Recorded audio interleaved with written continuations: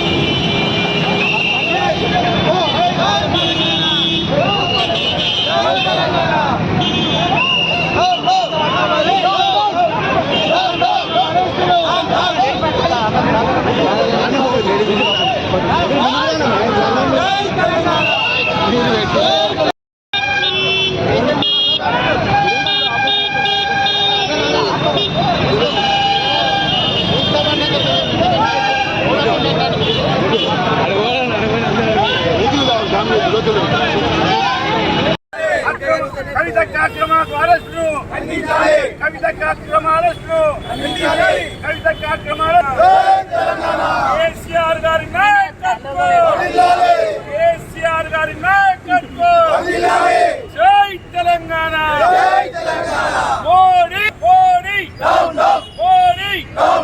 కవితకు అక్రమ అరెస్టును, కవితకు అక్రమ అరెస్టులను జై తెలంగాణ, మోడీ కవితకు అక్రమ అరెస్టు మోడీ. बड़े भाई छोटे भाई,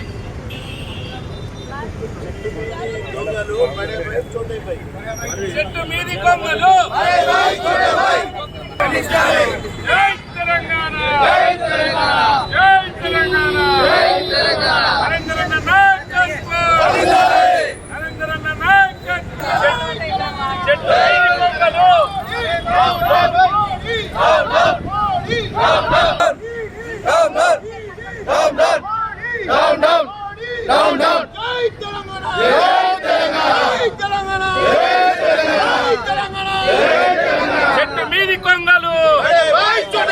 చెట్టు మీది కొంగలు.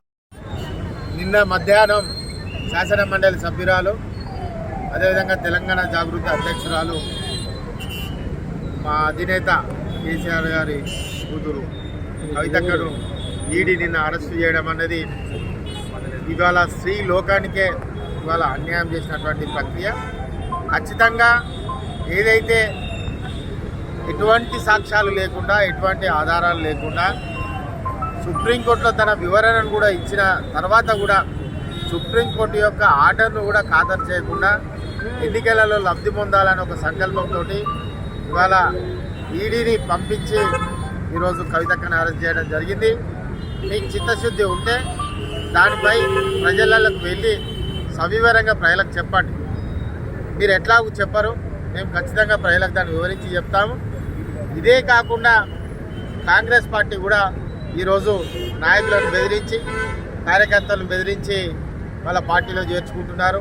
మీరు నాయకులను కార్యకర్తలను బెదిరించి చేర్చుకుంటారు కావచ్చు, నికాస్ అనేటువంటి కార్యకర్తలు కానీ నాయకులు కానీ ఎక్కడ బెదిరారు ఆదరారు. అదేవిధంగా ప్రజలకు ఒక స్పష్టత ఉన్నది, మీరేం చేస్తున్నారో, మీ రాజకీయ పార్టీలు ఏం చేస్తున్నారో స్పష్టత ఉన్నది. ఆ స్పష్టత మీదనే రేపు పార్లమెంట్ ఎన్నికలు కూడా నిర్ణయం జరగబోతున్నాయి. కాబట్టి మీరు ఏదైతే బంతిని నేలకేసి కొడతారో అది ఆకాశం అంతా ఎత్తుకు ఎదుగుతుంది. ఆ ఒక ఉదాహరణ బీఆర్ఎస్ పార్టీ కూడా ఖచ్చితంగా రేపు పార్టీ లీడ్ తీసుకొని మీరు చేసే అన్యాయాన్ని గడప గడపకు చెప్తాం.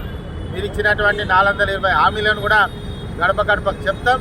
మీకు అవకాశం ఇవ్వాలని ఇస్తాడు తప్ప మీరు ఈ విధంగా అందరినీ గొర్రెలను చేసుకునే ప్రక్రియ కనుక మీరు ఇలా మొదలు పెడితే ప్రజలు ఆ విధంగా చేరరు. ప్రజల ఒపీనియన్ ప్రజలకు ఉంటుంది. ఖచ్చితంగా ఒక సరైన నిర్ణయం సమయంలో అది మీకు ఏ విధమైనటువంటి బుద్ధి చెప్పాలన్నది కూడా చెప్తారు. అదేవిధంగా అధికారం ఎవరికి శాశ్వతం కాదు.